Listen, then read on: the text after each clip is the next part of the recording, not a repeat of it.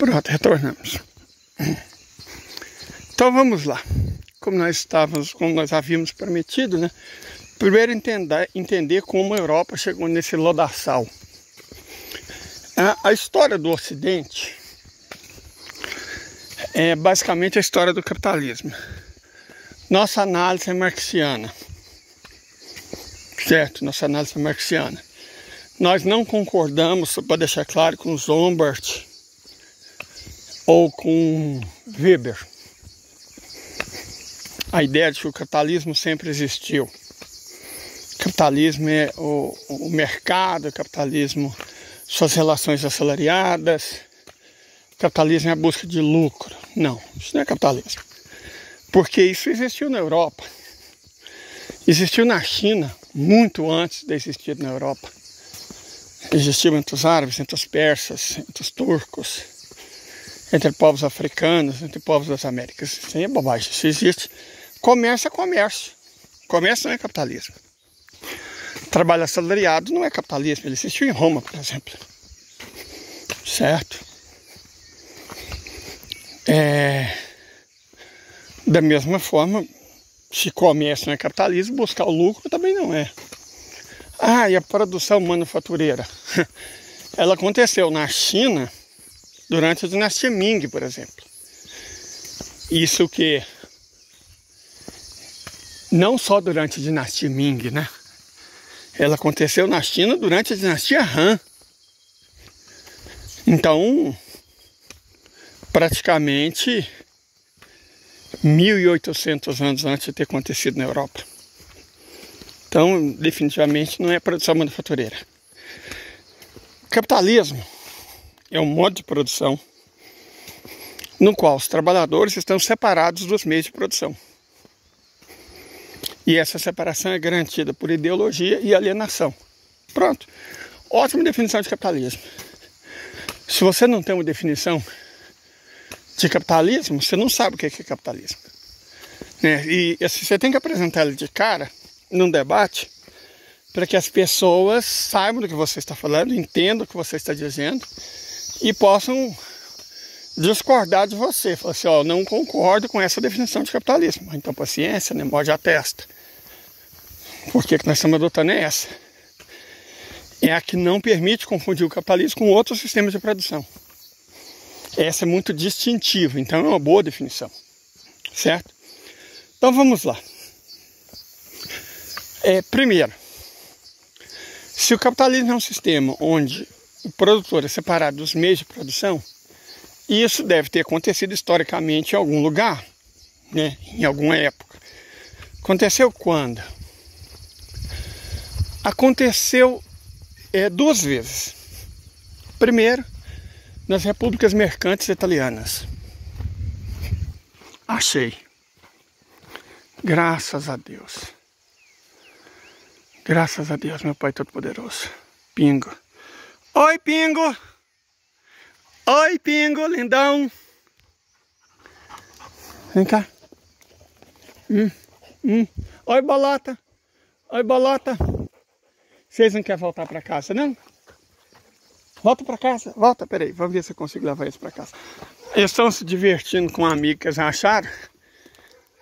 Embora seja uma amizade meio bruta, né? Mas acho que é o que os cachorros fazem.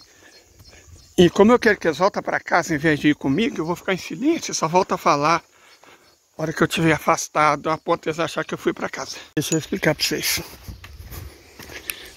Só comecei a falar depois de mais ou menos meio quilômetro, porque cachorro, gato ouve bem melhor que cachorro. Mas o olfato de cachorro é ótimo. Então, eles vão tentar me seguir pelo cheiro, só que eu tinha acabado de vir. Se eu comecei a falar depois de meio quilômetro, foi para dar para eles a impressão de que eu estava no sítio. Então, provavelmente eles vão subir para o sítio, né? É o mais provável. E quando eu vi os dois, eu não sei se vocês sabem, a Bolota é a mãe do Pingo. Lembra que num vídeo que eu fiz, eu falei que não tinha visto a Bolota de manhã, que eu levanto cedo para dar comida para eles, que não tinha visto a Bolota?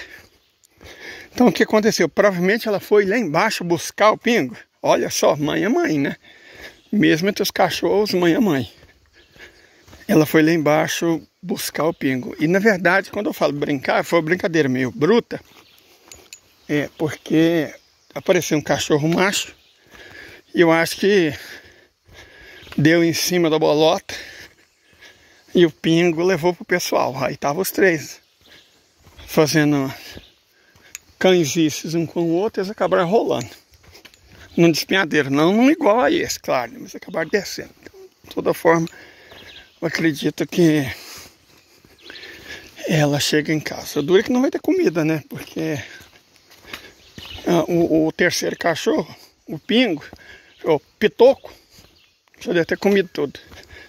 Mas a hora que eu voltar, eu alimentei eles de novo, né? O importante é que a primeira parte da nossa tarefa, resgatar o pingo, foi realizada. Voltou. Você não pode deixar os cachorros como se fossem cão sem dono, não. Mas vamos voltar sobre o que nós estávamos falando.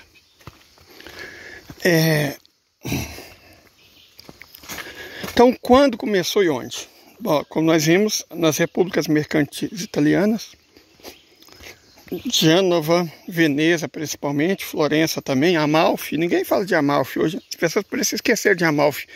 Mas Amalfi, que é uma cidade perto de Nápoles, já foi uma república mercantil muito importante. Então, Gênova, Florença, Veneza principal, né, e Amalfi. Surgiram essas relações pela primeira vez, que separou o trabalhador dos meios de produção. Deixa eu explicar por quê. Veja só, o sistema de produção que existiu na época, em praticamente toda a Europa, era o feudalismo, certo? O feudalismo é um sistema descentralizado, né? E que em termos de produção é caracterizado por relações de troca recíprocas e desiguais. Isso caracteriza o feudalismo. Como assim recíprocas e desiguais?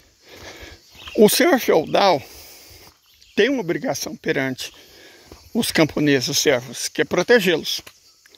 E os servos cultivam a terra e alimentam o senhor feudal, certo? Entrega a produção para ele, parte da produção. Então é relação recíproca, cada um dá uma coisa, mas ele é desigual. Isso é o feudalismo, baseado na autossuficiência, certo? Não é um sistema baseado em excedente. E descentralizado, então não existe um estado feudal. Existiram alguns reinos durante o feudalismo, né? Inclusive o que criou basicamente o sistema feudal foi o Império Carolíngio, né, que sistematizou pela primeira vez o feudalismo clássico. Mas, de modo geral, é um sistema muito descentralizado. Só que no meio desses feudos, desses reinos muito frouxamente conectados, existiam as repúblicas italianas. Como eram repúblicas, elas não tinham, digamos assim, obrigações de suzerania e vassalagem. E como eram repúblicas urbanas, gente, numa cidade não dá para você ser autossuficiente. A verdade é essa. Uma cidade basicamente só sobrevive se ela realiza trocas. Então ela tem que produzir excedentes. Ela tem que comercializar excedentes de alguém. Entenderam? É uma lógica que faz todo sentido. Eu seria um bom professor de história. Certo? Eu seria um bom professor de história, porque eu gosto de explicar as coisas, não no sentido de nomes, datas, números, mas no sentido de que elas devem fazer sentido. Por que as relações capitalistas surgiram pela primeira vez nas repúblicas italianas? Vamos repetir? Ora, porque as repúblicas italianas eram essencialmente urbanas. Então elas não podiam ser autossuficientes, como os feudos, que eram essencialmente rurais. A vida urbana na Europa praticamente morreu durante o feudalismo. Certo? Então, elas tinham que produzir excedentes. Como não havia relações de suzerania e vassalagem muito explícitas, as repúblicas se autogovernavam e faziam suas próprias leis. E coisas que eram comuns... Ah, um pé de araucária novo, olha só, gente. Ah, olha. Estão vendo? É uma araucária. Acho mais barato que um pique. Ó, peraí, é uma moto ali. Eu desligo a câmera, porque vai que as pessoas não gostam de ser filmadas, né? Não pode desrespeitar as pessoas. Mas vamos continuar. Então,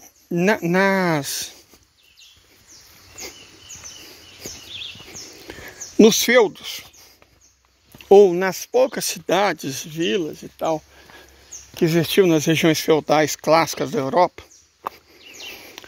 você tinha guildas mercantis e corporações de ofício, certo? Essas guildas mercantis e corporações de ofício faziam os trabalhos de manufatura na Europa medieval. Só que nas repúblicas italianas, as corporações de ofício foram praticamente suprimidas pelas guildas mercantis. As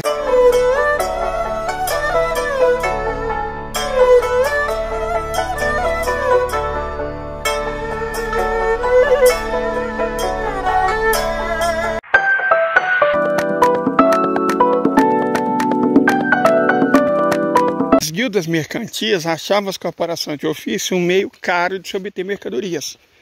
Então, como os mercadores assumiram os governos, e Veneza isso é muito claro, Gênova também, Amalfi também, Florença também, como os mercadores assumiram o governo, né, eles rapidamente partiram para cima das corporações de ofício para fortalecer as guildas mercantis.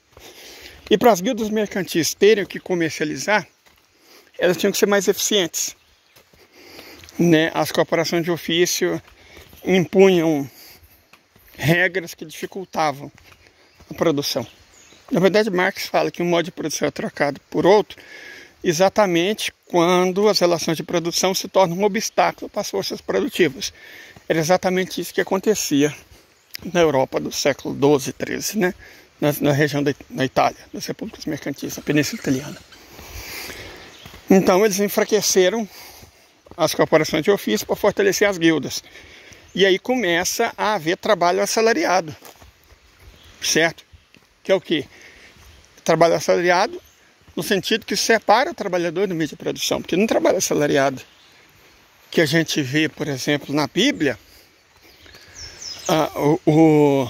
o jornadeiro, que é a pessoa que trabalhava por jornada, era dono da própria ferramenta. No capitalismo, não. O meio de produção, a ferramenta, é separado do trabalhador.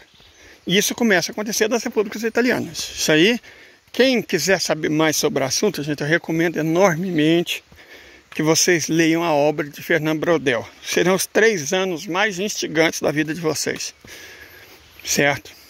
As 3 obras clássicas de Fernand Braudel sobre o florescimento da civilização na Europa, principalmente na região da Bacia Mediterrânea, entre os séculos X e XV, né? Muito interessante. Leiam Fernand Braudel. Interessantíssimo. Então, vocês vão constatar isso. Mas eu disse que essas coisas evoluíram 2 vezes. Vamos dizer que Flandres, olha só, veja como é que são as coisas. Flandres também fez a mesma coisa. Um pouco depois, mas não é uma coisa que chega a ser relevante assim não, historicamente. Um pouco depois que as repúblicas italianas do Mediterrâneo. Flandres e a Liga Hanseática. Certo? A Liga Hanseática, menos forte do que as repúblicas italianas, porque embora elas fossem repúblicas, as corporações de ofício ainda tinham força. Em Flandres, não. Flandres, atual Bélgica, né? Flandres desenvolveu um sistema de comércio, até porque fica perto da Champagne. Flandres fica entre a Liga Hanseática e a famosa Feira de Champagne. Então Flandres que entendeu que se produzisse, conseguiria vender. Então o foco era a produção. Como o foco era a produção, não necessariamente o comércio, como na Liga Hanseática, Flandres acabou desenvolvendo um sistema parecido com o das repúblicas mercantis italianas. Certo? Centrado na produção e subjacente ou submetida ao comércio. Por causa disso, veja só como é que são as coisas. Os artesãos, os donos de manufaturas de Flandres é uma região muito pequena, do tamanho de Sergipe, né? Um pouco maior, tamanho de Alagoas no máximo. Porque era uma região muito pequena, ela não produzia, evidentemente, aquilo que ela necessitava. Na verdade, a própria definição de não ser autossuficiente passa por isso, certo? Então o que ela começou a fazer? Ela começou a comprar lã, ela produzia tecidos e principalmente roupas. Ela vendia vestuário. A indústria têxtil foi a primeira indústria manufatureira europeia. Então ela vendia tecidos e sobretudo roupas. Eles não conheciam bem o algodão. Sabia que existia, mas não era, né? E a seda era só para elite. Deixa eu passar essa lama, senão vai dar ruim. A seda era para o creme da sociedade. Flandres e a Bélgica até hoje era conhecido pela excelente qualidade do seu linho. Até hoje a Bélgica é famosa pela qualidade do linho que produz. Mas além disso, para as classes mais populares, né, ela vendia roupas de lã. Então ela começou a importar do Reino Unido, da Inglaterra. E foi, olha só como é que são as coisas. Foi para poder vender lã para Flandres que a Inglaterra basicamente fez os cercamentos. Foi a junção de duas coisas. Protestantismo, claro, né? Se a gente fala de capitalismo, acho que é praticamente impossível falar de capitalismo sem protestantismo. Nisso eu concordo com Max Weber. Henrique VIII, para poder se divorciar, se separa da Igreja Católica, confisca todas as terras da Igreja, que eram metade das terras da Inglaterra, e vende essas terras para principalmente comerciantes, outros nobres, né, e pequenos industriais. Por quê? Essas pessoas compravam as terras, expulsavam os camponeses que viviam nelas há séculos ou milênios e usavam elas para criar ovelha. E a lã era vendida para Flandres. Veja só como é que são as coisas, isso no século XVI. No século XVII, os ingleses não são bobos nem nada. Eles entenderam que, bom, se os flamengos pagavam por essa lã, o que eles faziam com ela? Faziam roupa, eles estavam ganhando dinheiro. Os ingleses decidiram eles próprios ganhar dinheiro. Por quê? Porque eles já tinham a produção de lã, né?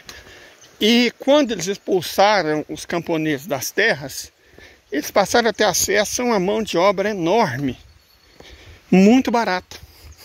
E aí foi então que os ingleses fizeram essa separação entre o trabalhador e o meio de produção, convertendo o antigo campesinato, né, servil em mão de obra basicamente semi-escrava na manufatura. No século seguinte, graças a inovações técnicas, a maquinofatura foi substituída pela maquinofatura e além dos servos, que já estavam quase todos nas cidades, né, uma pequena classe média de arrendatários e artesãos, chamada yeomanry, foi também convertida em trabalhadores assalariados. Por quê? Porque a manufatura é barata, você precisa de um tear, de uma roca, sabe? Coisas baratas. Mas a maquinofatura é cara. Ela exige capitais. Então, e ela produz mais e mais barato.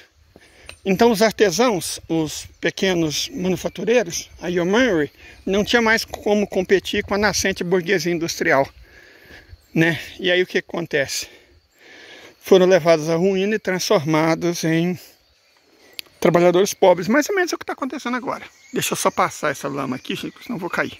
Mesmo tomando todo o cuidado do mundo, olha como é que fica. Não tem jeito, né? Tá na lama para se enlamear. Mas voltando ao assunto. Num sistema parecido com o que está acontecendo hoje, que as pessoas não estão observando, né, que está se destruindo um trabalho que existia para enriquecer uma classe ancedente pequena, ou seja, provocando a miséria da maioria para enriquecer enormemente uma minoria muito pequena.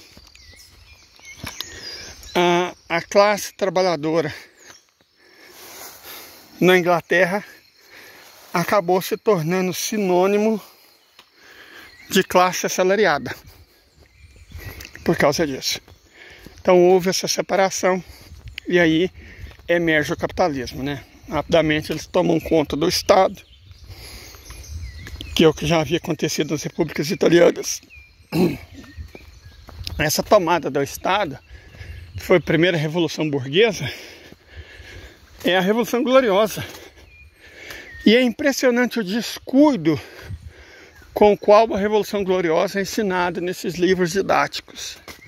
Sabe, como se fosse só um fenômenozinho que aconteceu. Não é.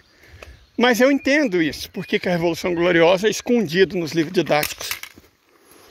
Ela é escondida porque ela foi a primeira vez que a burguesia assumiu o poder diretamente.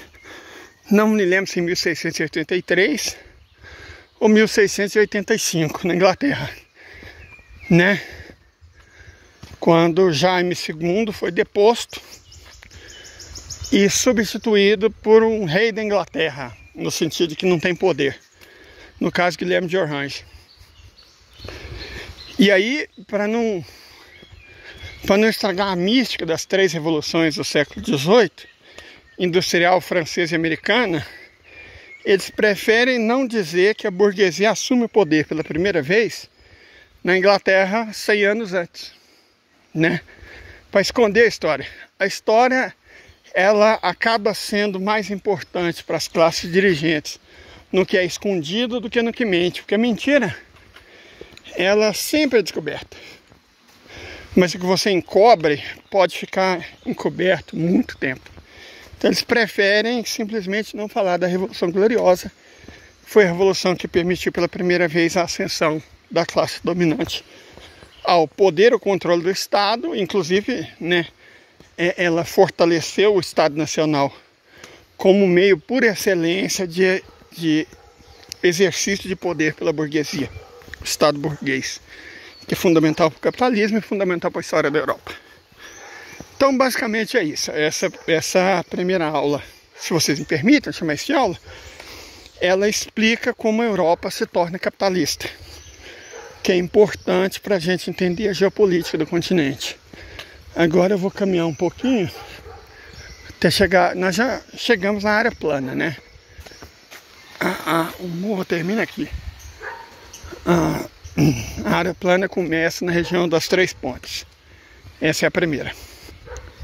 Eu só vou respirar um pouco. Eu estava tossindo, não por causa de gripe. Não estou gripado não, mãe. É porque quando a gente funga o remédio, que ele faz limpar o pulmão da gente. E a gente só faz isso tossindo, né?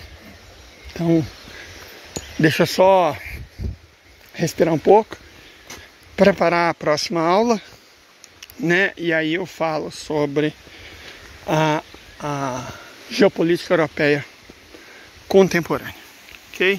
Muito obrigado. Curtam, compartilhem, gente, né?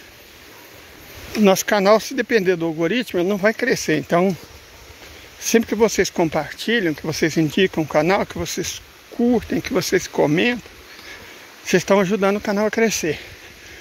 Não se preocupe, vocês não estão me dando dinheiro, porque o YouTube não me monetiza. Mas se vocês quiserem, né, temos o Pix. De toda forma, fui.